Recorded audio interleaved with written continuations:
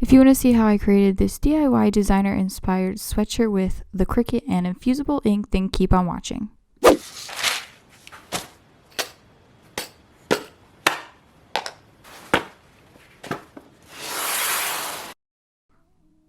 For this project, we're going to be using 100% polyester 5/8 inch ribbon. And we're going to slice a little slit at the very bottom about an inch up from the end. Then you're going to take the bobby pin and thread it through that slit that we just made so that we can thread this through the eyelets of the drawstring portion of the hoodie.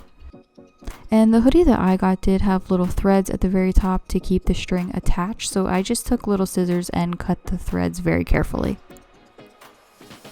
Now we're just inserting the bobby pin through the drawstring eyelet of the hoodie, just kind of pushing and pulling it along until we make it all the way through to the other side of the eyelet, pulling the ribbon completely through the hoodie.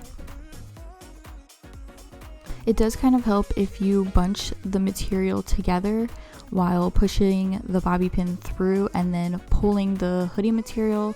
That way you can get the bobby pin to go through the hoodie faster.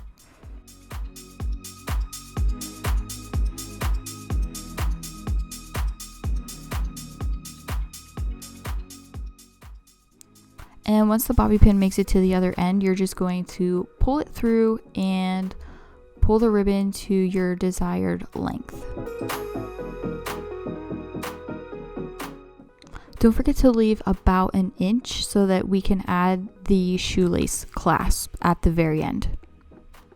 Also, please don't forget to subscribe and hit the like and bell notification button if you haven't already.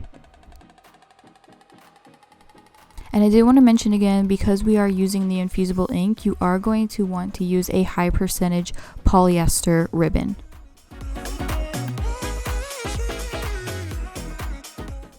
So next we're going to take our infusible ink in the color black and our brayer to help adhere the infusible ink to the purple strong grit mat.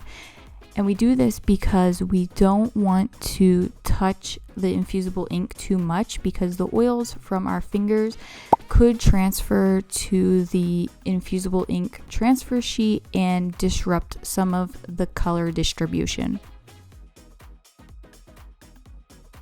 So now let's jump over into Design Space and prepare our design.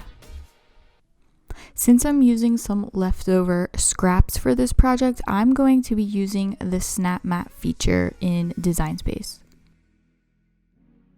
Now just load your machine, hit the go button, and let it cut.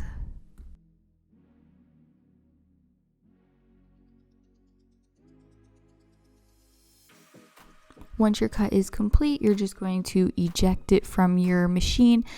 Then you're going to turn your mat face down, peeling it away from the infusible ink transfer sheets and peeling the infusible ink transfer sheets off of your mat.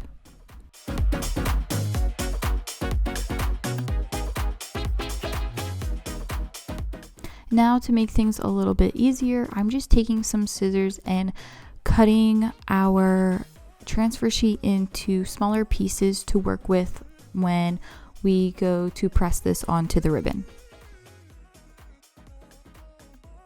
You can do this in your machine, but I just found that scissors worked way faster and easier than having to try to get all these little pieces cut out and figured out in Design Space.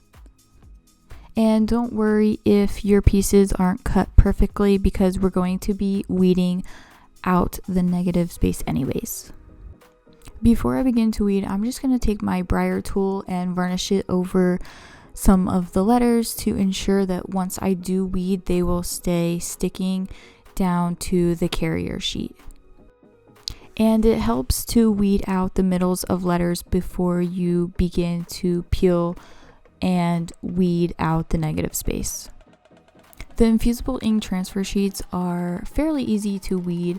All I do is just pull back a corner, fold it over, and just very gently and carefully pull it off, you'll just kind of hear like a snapping noise and it just easily comes off from there. Now I'm just taking a measuring tape and trying to decide where I want each word to lay on the ribbon.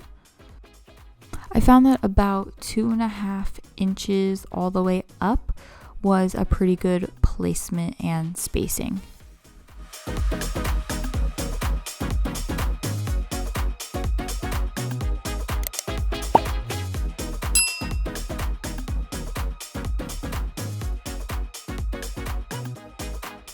In order for this to look as authentic as possible, you do want to try to get it as close to being in the middle and spaced apart as best as you can. So that might take a little bit of tilting and adjusting until you get it just right.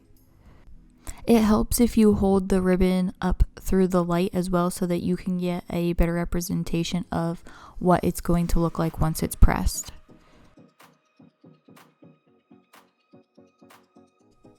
Next, I'm going to be laying a sheet of butcher paper that comes in the infusible ink box underneath the ribbon, and then placing a sheet of butcher paper on top of the ribbon. For this next part, I'm going to be using an easy press, but you can use an iron if that's what you have on hand. I just find it easier with the easy press, but I'm going to be putting it very slowly and carefully directly on top. Adjust your heat settings to 350 degrees at 120 seconds and press go.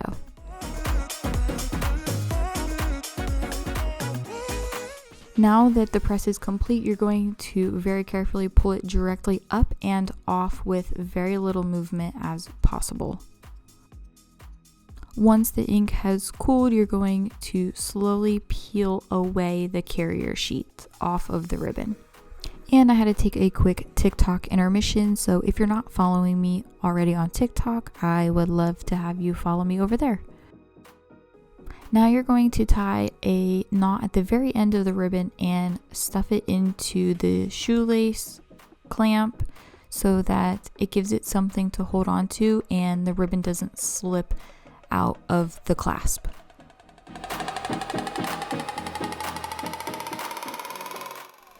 Next, take needle nose pliers and just rotate it around the clasp to bind and enclose the clasp around the ribbon.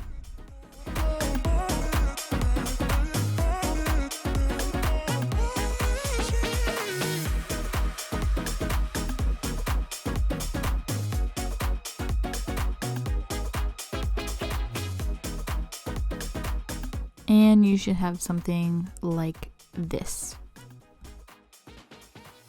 Once you do the other side, then you're all finished. Thank you so much for watching. I really hope that you enjoyed this video, and don't forget to subscribe. I'd love to see you recreate and tag me on Instagram. I'll see you in the next one. Bye!